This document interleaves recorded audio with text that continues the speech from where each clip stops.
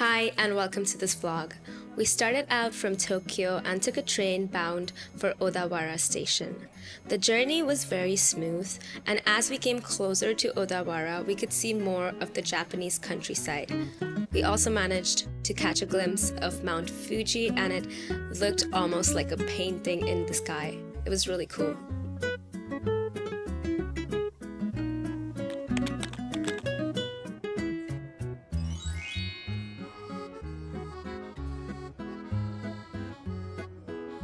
When we arrived at Odawara station, we immediately took the Hakone Tozen line and then went to the platform that had trains bound for Hakone.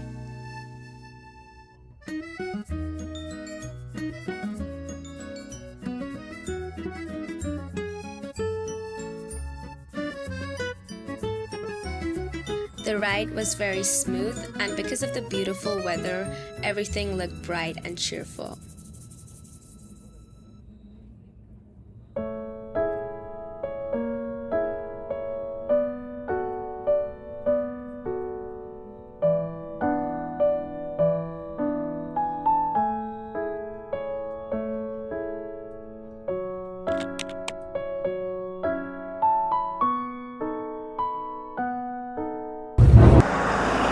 I'm in Hakone right now, and it's so beautiful and picturesque.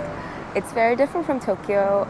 It's got a very laid back and relaxed feel to it. Of course, it's like a little bit in the outskirts, but this is a tourist area because it is close to Mount Fuji, and there's like a cable car that we're gonna go to shortly.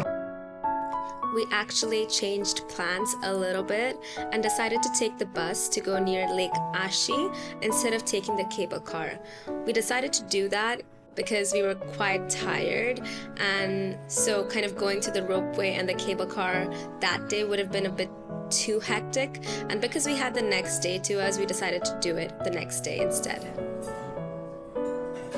After arriving near Lake Ashi, we were obviously very hungry and had to eat first as everyone was starving. This was a really cute restaurant just near the bus stop, and the chicken soup and tofu was delicious. I don't know if it was because we were hungry or if the food was that amazing, but this had to be one of my favorite meals in Japan.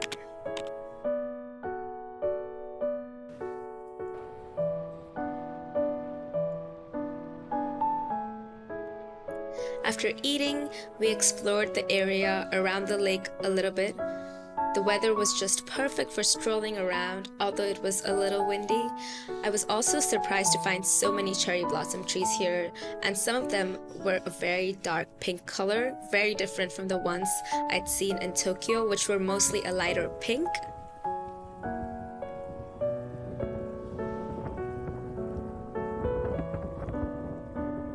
There was also this man just busking with his guitar, and he looked so happy and content with his life.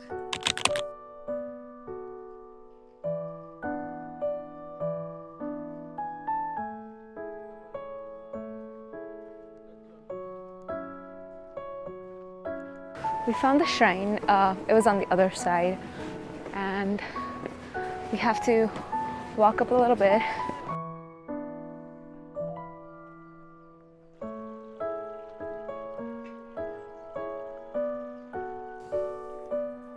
This shrine reminded me a little bit of my neighbor Totoro because of how tall the trees were and how the shrine was covered in a forest.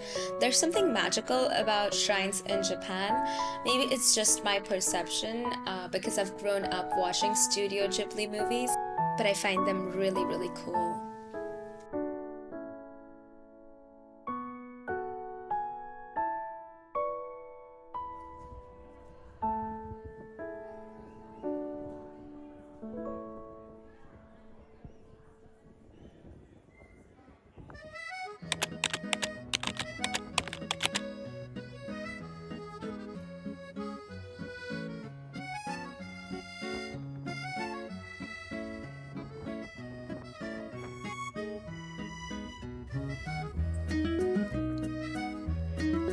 After visiting the shrine, it was time to go for a boat ride, especially as the weather was so great.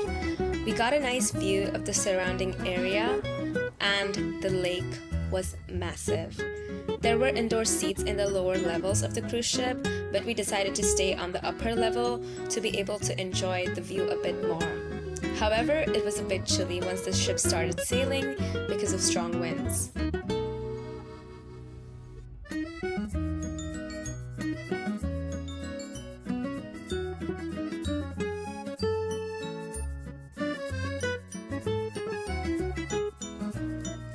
After the boat ride, we decided to explore the area a bit more.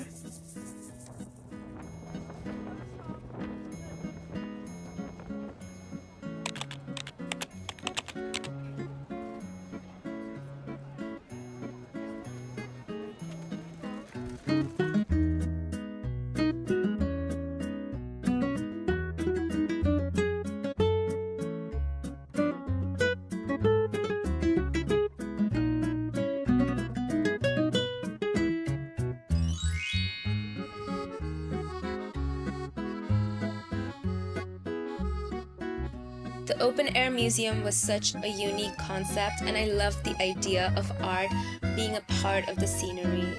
There were quite a few great pieces here, and they really complemented the design of the outdoor space. However, the thing that I loved the most about this place was the view of the valley and how pink everything was. It really felt like I was in a dream and didn't want to leave. But they closed down at 5, so I had no choice.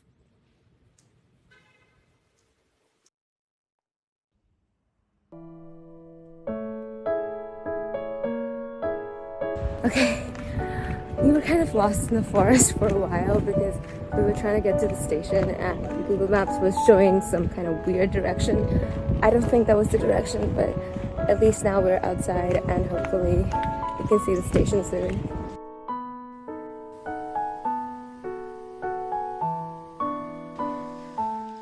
So after finding the station, we had breakfast nearby at this cute cafe, and I had some sandwich and hot chocolate, and my parents had some coffee, toast, and a blueberry float drink.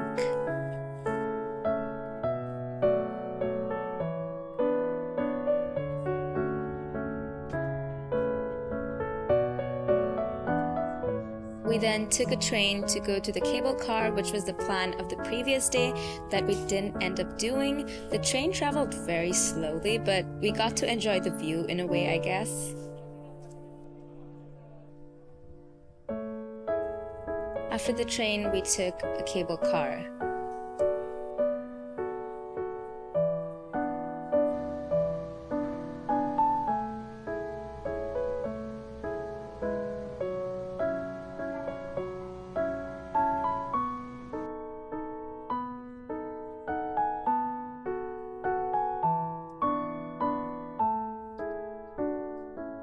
We then had to take the ropeway line to reach our destination. The ropeway ride was beautiful and the weather was clear.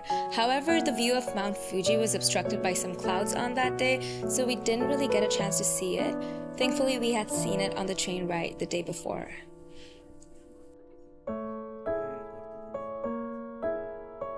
Once we arrived near our destination, I could see smoke coming out of the mountains, and the rocks were green in color due to sulfur.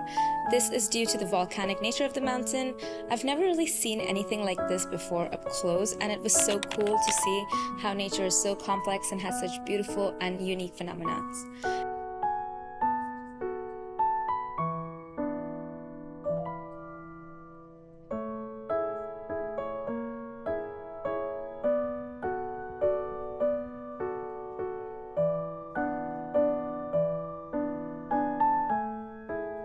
There's like smoke coming out of the mountain and the rocks and everything here.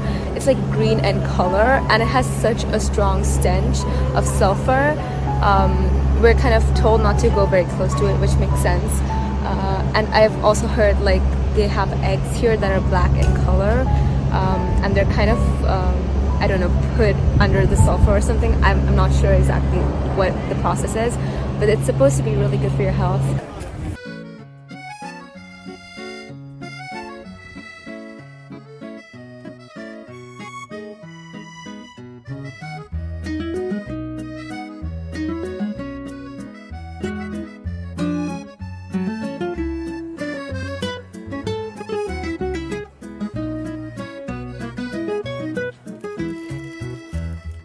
I bought some eggs from the souvenir shop.